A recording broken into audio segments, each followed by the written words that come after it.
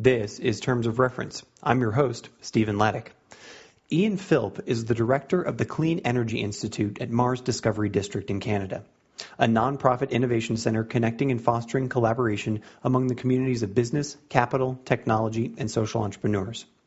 The Clean Energy Institute combines networks and expertise in technology innovation, financing, policy, and regulation to enable effective collaboration between the public and private sectors to help drive the commercialization of new energy technology and the smart grid.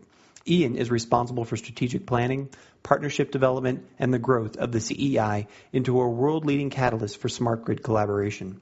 Prior to the Institute, Ian was a financial analyst for Sustainable Development Capital and a legal constitutional advisor for the United Nations in Iraq. He is a member of the Bar in Ontario, holds an MBA from the University of Montreal, and a degree in Common and Civil Law from McGill University. I spoke with Ian at his office in Ontario, Canada. Ian, thank you very much for being on the show today. I'm very excited to have you. I've known you for a while, and the reason why we asked you to be on the show was because you have a very exciting career story. And I thought it would be really useful to be able to share that as an example of, just one way about how a career can unfold. Can you start by just giving us a background about what you've done, where you've been, and sort of where you're at today? Yeah, sure. I'd be happy to.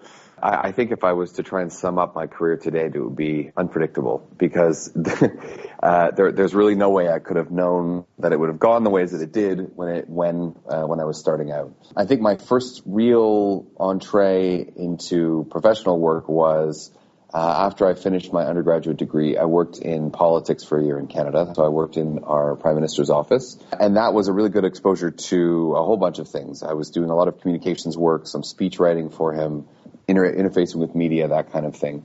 I was relatively young at the time, but it was a good entree into what that world was going to be like and whether or not I liked it. Now, from that experience, I really decided that I didn't want to go directly into 100%, political realm, but I was interested in the public policy space. I went to law school, and while I was in law school, I had a couple of opportunities. First of all, I had the opportunity to work for the UN on internship in Lebanon, actually just before starting law school, but part of the same experience.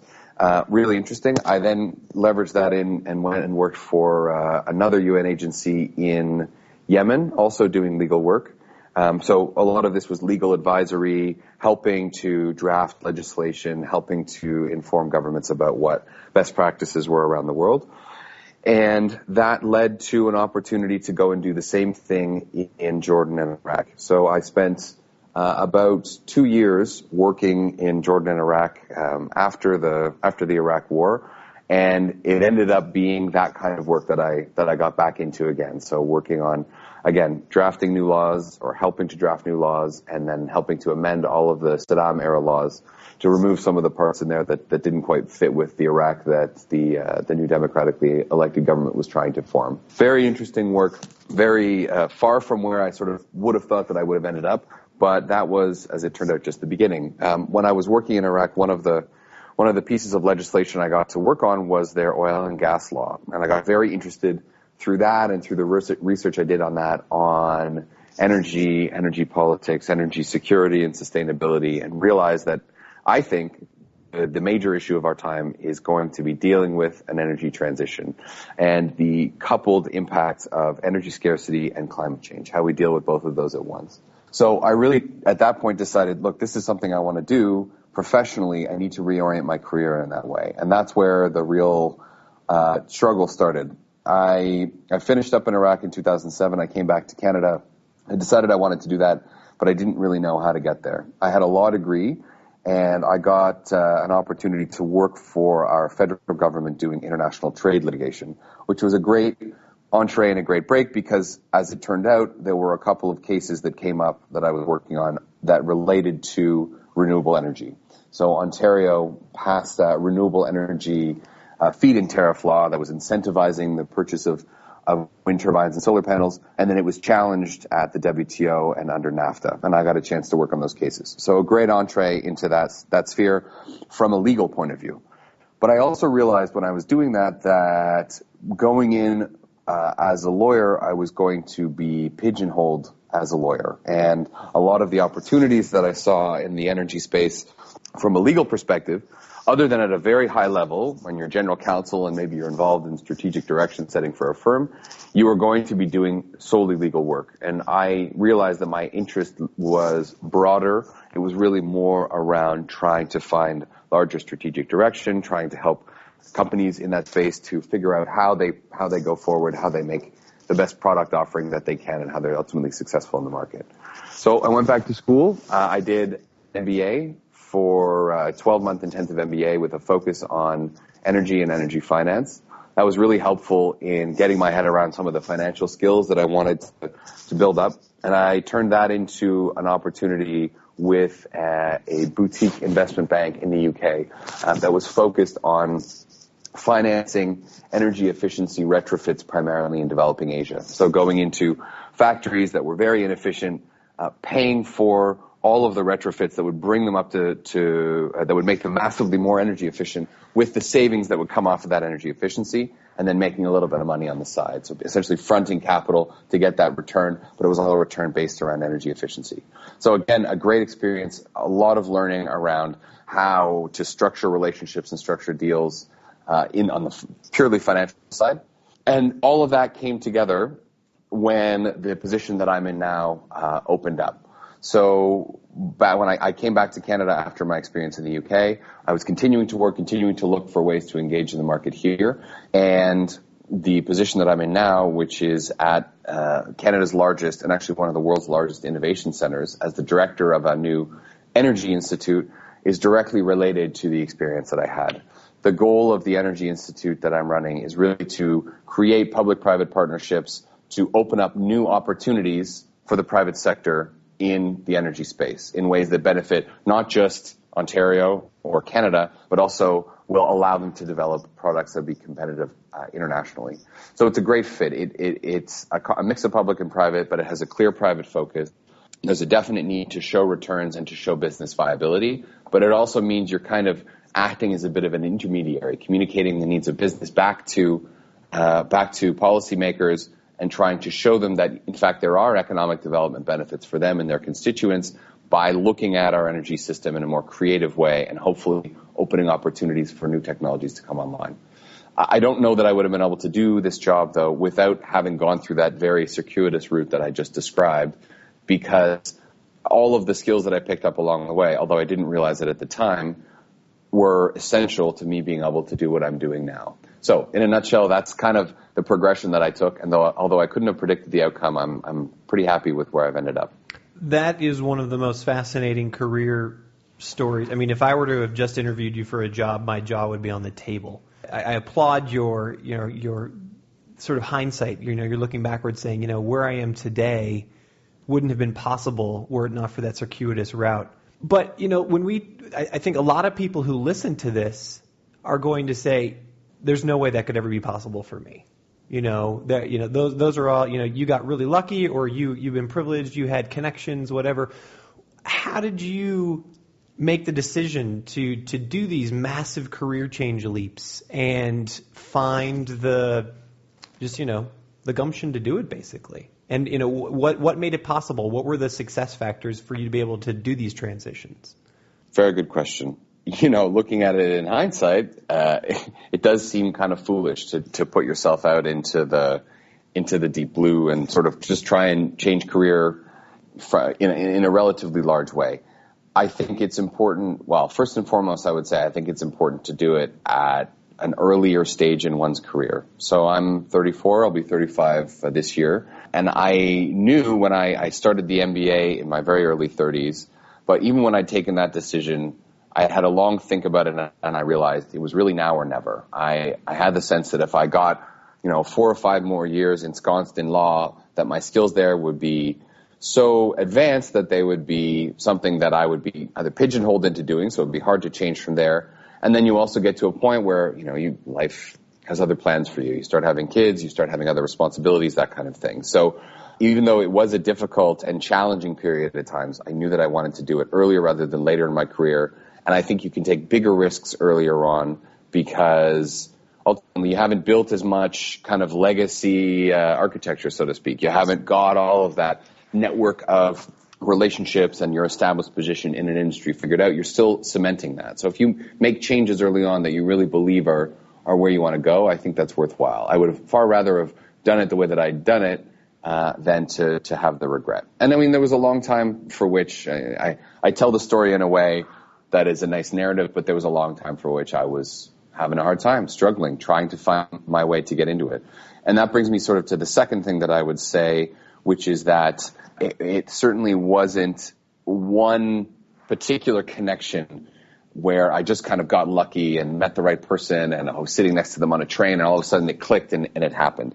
It was an accumulation of a huge amount of effort and interest. So from when I came back from Iraq in 2007 until when I got this job, which was late 2012, I essentially spent as much time as I could reading and learning about the energy industry. I read and followed every piece of information that I could get online, both about what's going on in Canada as well as internationally, the larger trends. I went to every conference I could conceivably go to. I made a point of meeting every person that I could meet. I tried to understand who they were, how they related to each other, how they interacted within the industry, where the relative strengths and weaknesses were, what were the trends that I saw, who were people that I saw that were really admired and respected as leaders in that sector, and what kind of characteristics or qualities did they have. And I just made myself omnipresent. I was always there to a point where people started recognizing me, started realizing that I was somebody who was going to be around, who, even though I wasn't speaking, did have a significant amount of knowledge about the sector and was kind of a fixture. And all of a sudden people start to look at you in a different way. I got opportunities to work with a couple of groups on a pro bono basis, so I wasn't being paid, but to sort of engage more in the industry, which again is useful. And I sought out and was accepted for a National Public Policy Fellowship in Canada called Action Canada. And essentially what that does is it gives a small endowment to a group of fellows, 20 fellows per year, to put together a public policy proposal about an area of their choice. So I worked really hard to get into that program. I was successful, and then I used that opportunity to write a policy paper on, look, how do we launch Canada's clean technology industry and how do we take it to the next level? What are the specific things that we should do in terms of financing, in terms of policy, that would help to accelerate that? Now, that piece of work was 15 or 20 pages long, and it was a great exercise doing it. But the far larger piece of value that came out of that was that I actually had a story and I had something to say to people when I was approaching them. I wasn't just a kid coming and saying, wow, I'm really interested in your industry. Can you help me get a job? Because people, I think, react in a specific way when someone comes to them like that. They may want to help, but they're busy, they're overburdened, they don't necessarily have at their front of mind 5 job opportunities lined up to give to you. If you can go to people and say, look, I'm creating something of value. This is something that will hopefully be helpful to you or will help the position that you're in, or I'd like to consult you to get content so that I can put it in this piece and, there'll be something that we're building together and I'm going to deliver some value back to you, then people respond in a very different way. And the connections and the contacts that I was able to make and to make good on by writing a quality paper and putting that out to a national audience was actually what got me this job. I walked into the job interview for the job that I'm in today, and the first question that came up is, what have you done to build consensus or to lead a project together on something that's in this space? And I pulled out a copy of that paper and I gave it to them and I said, well, I wrote this. I worked with all of these people that I've met and I understand the industry. I know who the players are, and I know that I can leverage that knowledge in service of the mission of the organization. And that's what I believe got me the job. But that was not something that happened by happenstance or just as a one-off. It was a culmination of many, many years of really working as hard as I could to understand the industry and also to figure out how I can give value back to everybody that I'm talking to so that I become a part of the conversation as opposed to just someone who's a supplicant, who's asking for something. I'm someone who's giving back. Mm-hmm. There's a host of things that come out of what you've just described that I find interesting. One is your ability to build credibility. I mean, the story that you just told was that you had, a very specific plan. Perhaps you wouldn't even call it a plan, but you had a very specific strategy about how you're going to build credibility in order to make that leap from sort of being seen as a legal professional to a very specific, contributor to energy policy. One thing that sort of hums in the background for me, however, is you're clearly passionate about this topic. And you had said in a bit earlier that you woke up to this passion when you were working in Iraq and you were working on energy policy there. Can you this is sort of off the cuff, but can you give me a genesis? Like, was there an aha moment for you, or was there did you see, God, there's a ton of opportunity here, and that has fueled the passion, or how did that happen? Where did that come from? That's a good question. I think there was sort of a brief aha period, if I can put it that way. And I think, if I can take it maybe a little bit broader, I think the problems that we can, or there's different ways to solve problems there's different ways to frame problems maybe, and to think about them if you want to approach them from a professional point of view. And I think the aha moment for me was when I was able to frame energy scarcity and climate change and all of the other issues that we are very clearly facing and going to face, over the coming decades, as a business opportunity, as something where, in fact, there are people who are addressing this not just through trying to, regulate it away, but everything else stays the same, but actually develop disruptive and innovative new types of technologies or business approaches or what have you that can solve this. Because I think that at the end of the day is just such a strong motivator, and it's a strong way to build a coalition to try and actually solve a problem if people can see an economic interest for themselves. I think you can look at, and when I first started looking at energy scarcity, it hit me over the head when I was in Iraq.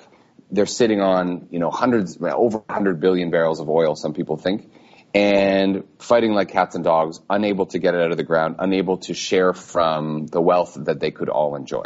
Now, obviously, there's other sectarian and historical reasons for why they're fighting. But if you take it as an example, I started thinking, well, this location, people are at each other's throats and energy is plentiful. What happens when energy becomes scarce or more expensive than people can afford?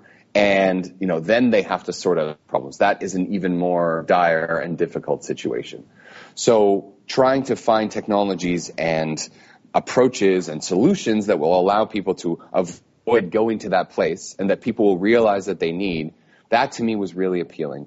So yeah, I guess if I had to sum it up, it's really about, okay, these are problems that are definitely coming down the pipe. There are things that will have social benefit if we can solve them, but there's also a business and a financial incentive for people to solve them. And how can I be involved in shaping those solutions and making sure that those two sides really kind of work together? Let's bring it back to you as the director in your center right now. Mm-hmm. What can you tell us about what you're focused on specifically? And there's two subsequent questions. Is how does that play into you had mentioned how one of your key roles is acting as an intermediary between business and public policy. So let's start there. So how does what are you working on right now, and how does that intermediary role play out? And I'm really sort of taking us in the direction of what are the strategies that you use for advocating for change? Maybe I can start by giving a quick description of what the Energy Institute is working on, and then I'll give you an example that hopefully should make it clear. As I was mentioning before, the Energy Institute is really about looking at the domestic energy system that we have here in the province of Ontario.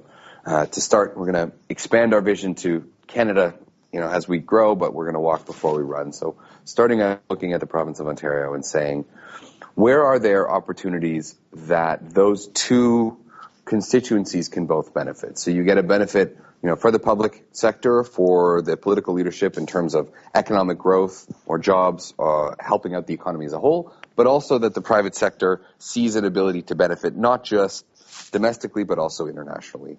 So what I look for is essentially ways to leverage the massive amount of infrastructure that we've bought and built and paid for, mostly with public funds, to leverage that to benefit both the public and the private sector.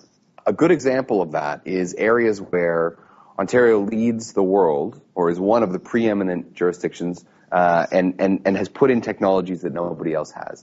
So how do we think about those? How do we take those? How do we look at those and turn them into a global competitive advantage? The example that I'll give you is around energy data. The traditional energy system is kind of a one-way dumb system. You have Niagara Falls that's turning a turbine, it's generating a massive amount of electricity, it's pushing it out on the wires, And we don't know where it goes. It goes to people's houses, they use it. Someone comes around and reads your meter once a month, but it's a one-directional system. When you install what are called smart electricity meters or smart meters, you create a two-way system. So at the same time as you're sending electricity out, you're getting data back from the house to understand how they're using it. And you can actually send a signal to the house to have them modify their consumption. So if you're getting close, let's say, to a blackout, you could send a signal to 1 million houses to tell the air conditioners to turn themselves down by 1 degree, so they're cooling a little bit less. That cuts load, and that means that you avoid going into that blackout condition. That's just one example of the type of application you can have when you have these smart electricity meters. Ontario was one of the first jurisdictions in the entire world to roll out 100% smart meter penetration. That means almost every home in the province has a smart meter. All we're using that for now, however, is to price electricity differently during the day and during the night. So if you're using it during the day, it's a little bit more expensive. If you're using it at night when everyone's in bed, it's less expensive. But that's all we're using that system for at present, this huge amount of investment and infrastructure. And what I'm looking at is saying, okay, the rest of the world is moving towards a two-directional electricity system, putting in smart meters. So how does the fact that we have it 5 or 10 years before everyone else is going to have it allow us to develop products and services and allow specifically the private sector to develop products and services that are going to be world leaders when everybody else catches up to where we're at? That they're going to be able to go in on day one and sell to, let's say, Poland or Brazil or Turkey or whoever else rolls out smart meters next. And an example around that is the data that comes from these meters. So you can imagine there is a mountain of data that we're collecting on what everybody is doing, everybody's electricity habits. Now, it's all anonymized, so there are privacy concerns, but it's kept in an anonymized way. But you can figure out where patterns of load are in the province, in cities, even in neighborhoods. And you can start to use that information to communicate to people information about how they benchmark with everyone else. So if that data was opened up, for example, you could have an app on your phone that would say, hey, your house is using 10% more electricity than everyone on your street. You're out of sync with everybody else. And that kind of behavioral nudge has been found to really have an impact on people. Or even an app that can tell you, you could have saved $40 this month by doing X, Y, and Z. And maybe the next iteration is, we can even automate that for you for a small fee. So for $5 a month, we can save you $30 a month.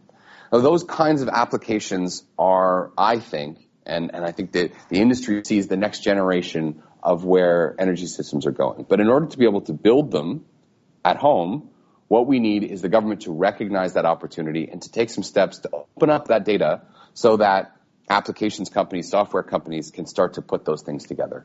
All of that to say that my job is to communicate what I've just told everyone on the podcast about back to the policymakers and talk to them about it and to show them and demonstrate to them the economic benefits that could come from it. I was going to say, and you just, sorry to interrupt, but also I hope that you're also going to talk about, you sort of touched on like privacy concerns and whatnot. You know, in the United States, is you probably see in the media and we, lots of people who will listen to this see huge concerns over that. So Massive. How do you navigate that?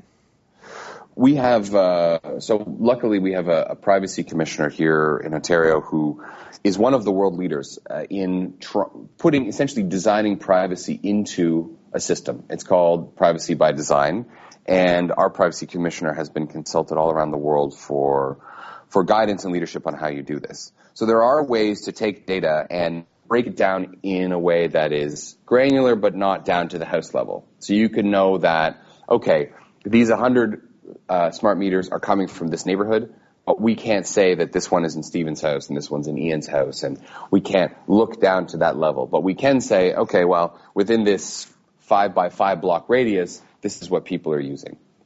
So there are ways to get around that, and there are ways to build privacy and privacy controls into the data itself. I think the larger maybe point or challenge is that yes, there will be obstacles like privacy to be overcome and to be dealt with sensitively. But if we look at this in terms of an economic opportunity and an opportunity to get a leg up on everyone else and to start developing these products before everybody else, then it represents a real potential source of economic growth and a real new industrial base almost in energy and in advanced energy technologies. So my job is all about trying to capture that, communicate that back, and sell people on the vision. Sell people on the vision of what we could create, and then open them up to paving the way to that. And it's often something that happens relatively slowly, that you have to spend a lot of time convincing people and bringing them in and ultimately making it their idea. Okay, making it something that they have ownership of as well. And that's a great segue into sort of a next question of, as you speak about it right now, it's a no-brainer. Hey, you've got this technology, it's clearly economically beneficial, it's environmentally beneficial, there's efficiencies, there's effectiveness, pluses all over the place. What's your roadblock to success? Like, what's the hardest thing that you need to overcome? Culture. The roadblock to success is ultimately cultural, and I think you find this in a lot of places. If you think about utilities, if they're publicly owned or publicly regulated, what is their number one priority? Their number one priority is keeping the lights on, keeping electricity supply reliable and constant, and not messing around too much on the sidelines. That's what they're asked to do by the public. That's what they're asked to do by regulators. And now what we're asking them to do is to open up pieces of their system to innovation, to potentially new applications, to different ways of doing things that could, in their minds, potentially disrupt their core mission. So how do you bring people around to the fact that, yes, your job is reliability, but there's also an opportunity here for you to generate a new revenue stream, or just generally to open up, to be more efficient. And I think people often get stuck in, well, I've done it like this, it works, there's really no reason for me to change, and I don't want to rock the boat. I think especially in a place where reliability is the number one kind of cultural priority in that industry, you really need to be able to communicate in a way that, no, actually this is going to be able to help you as a utility, for example, connect better with your customer, or provide services to them, or be more effective and efficient at delivering your core value proposition. I think doing that translation between the enthusiasm of an entrepreneur and the sort of reliability focus of a utility person is really the role that I fill and that I try and fill every day. And that translation is an ongoing job, and it's an ongoing job of trying to help people see each other's perspectives. When's the last time before I say the question, I like to preface it by saying we're very good at talking about our success all over the world. That's what we like to focus on. That's what we're bred and trained to be able to communicate to others. I'm always interested in failure.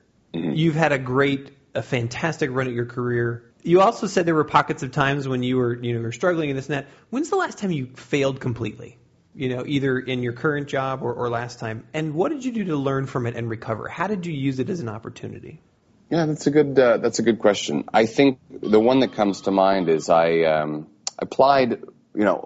So again, as I said earlier, the story that I've told is it slides over all of the rough parts, but there were certainly rough parts in between, and there were a lot of jobs that I applied for before I got this one, where I either wasn't a good fit or I think I had difficulty with the application process. But there's one in particular that stands out where I think I might have been a fit, but I think the way that I handled it or went about it or approached it was a real failure, and that was a real point of learning for me. It was a job in project finance, trying to work on sort of financing energy projects and putting together financing packages. So it seemed interesting, up my alley, something where I could really learn a lot. I went into the interview. I made it through a couple of rounds. I was in the last round of the interview, and I got to a point where I felt that, I could do the job with the skills that I had, but I would be just that much better if I reached a little bit further. So if I maybe made my experience sound a bit better than it was, or if I talked about knowledge of things that I intended to know and that I knew a little bit about, as if I really had a commanding knowledge of them. And that really came back to bite me. I remember specifically in an interview situation where I was asked about stuff and I couldn't go to the depth that I had wanted to be able to go to. I couldn't explain things in a way that I'd wanted to, but people believed from the way that I'd talked about myself during the interview that, that was something that I was going to be able to perform. So instead of saying, here are the skills that I bring, here are the skills that I'd like to improve, this is, in a very honest way, this is where I'm at. I think I put myself out there as somebody who maybe, knew more with the expectation that I'd be able to catch up, and it came back to bite me. And I think that integrity piece is really important, because really it doesn't serve anybody. If in that situation, the most damaging thing that happened was not that I didn't know something, it's that they saw me as trying to represent myself as knowing more than I did.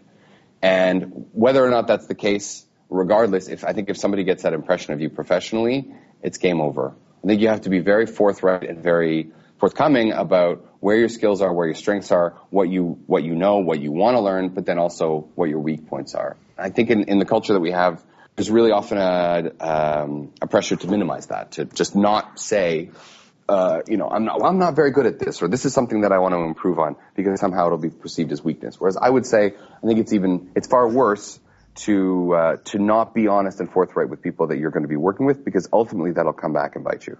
Did you have a mentor at any time that you taught that helped you, or is it is there a conglomerate mentor maybe over time? Yeah, I think so. I think it's a lot of people that you really just look up to in terms of, wow, this person has a skill that I want to learn. I'm going to try and be very observant as to what they do and how they do it. And a lot of it is, there's certainly some public speaking skills that I think it's just practice.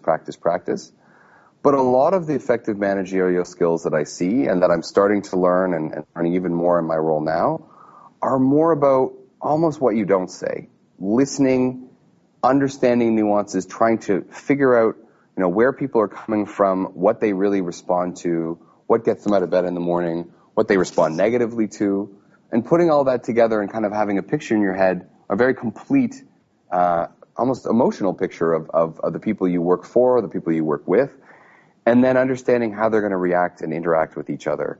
I think that's a really big part of leadership, and that is really just observing people doing it and trying to emulate it. A lot of false starts. I also think there's a strength in going up and making yourself do it. I mean, I described earlier the process of going to conferences for years and years and years. It was not comfortable early on when I had started that journey or that process to go up to people and introduce myself at conferences, have absolutely no idea who they were, what they were looking for, what they would want to hear from someone like me, what they wouldn't want to hear, what they would respond well to, what they wouldn't, how I could learn the most, how I could engage with them. And I screwed it up a number of times, I'm sure. But doing that over and over and over again, I realized and I figured out what worked and what didn't, what I wanted to highlight in my skill set and what I wouldn't highlight, or what people were looking for, which goes back to the first point I made, which is that something that actually provides value to them, as opposed to just coming up and saying, hey, you're doing what I want to do. I want a job. How do I do what you do? People may give you advice, but I think far more they're willing to help you if they see you actually engaging in something that they can also engage in and that delivers value to both of you. So I would say it's a whole bunch of factors put together. I couldn't maybe put my finger on one, but most of all, I think it's just not taking no for an answer and continuing to do it until you get better, and you will. But being comfortable, or being at least accepting of the fact that you will probably suck for a little while as you get better, and you just got to learn it. You got to go through the discomfort of sucking in order to get good. Oh yes, Ian, you've given us a lot of your time. One last question to wrap this up. Do you have a piece of advice that you'd give to either a recent MBA graduate or someone who's considering a career change who would like to emulate some of the success that you've had? Yeah, I mean, I think my advice would be start early. The earlier that you can start thinking about where you want to go and just doing little things every day that are going to try and get you there, the faster you're going to get there. A lot of people go to the MBA to do one of two things. Either they want to change positions in their current organization, so they want to move from, let's say, engineer to manager within their same company, or they want to change companies but same position. So they want to move from manager in one company to manager in another company. What it's very hard to do is to change both role and company and sector at the same time. And that is ultimately what I set myself out to do, and it proved very difficult. But the way I think I got around it was just keeping at it, especially when it seems like it's not going to happen, it's very difficult, things haven't worked out. Being able to take that long view on success And also not being too hard on yourself, knowing that in a lot of ways, as much as our success is up to the actions that we take, there's a lot of aspects that are out of our hands. There's a lot of things that sometimes need to fall into place that we have no control over. So I think it might sound somewhat counterintuitive, but I think just as much as you need to accept that success is not all in your control, failure is not all in your control either. Success is being in the right place at the right time, doing the right preparation. Chance favors the prepared mind kind of thoughts. But there's a number of other things that have to line up. Don't beat yourself up too much if it hasn't happened yet, because it will. At the same time, if you're failing or someone else is failing, there are things that you can improve, but there's also other systemic forces that are out of your control. And so don't come down too hard on yourself for not being exactly where you want to be, because I think if you persevere, you can move it from the failure side of the column to the success. Ian, thank you so very much for being a part of the show today. This has been a great conversation. Yeah, you're welcome. Thanks for having me. You've been listening to Terms of Reference, a weekly podcast from aidpreneur.com. Find us on iTunes or at www.aidpreneur.com. Thanks for listening, and we'll catch you next time.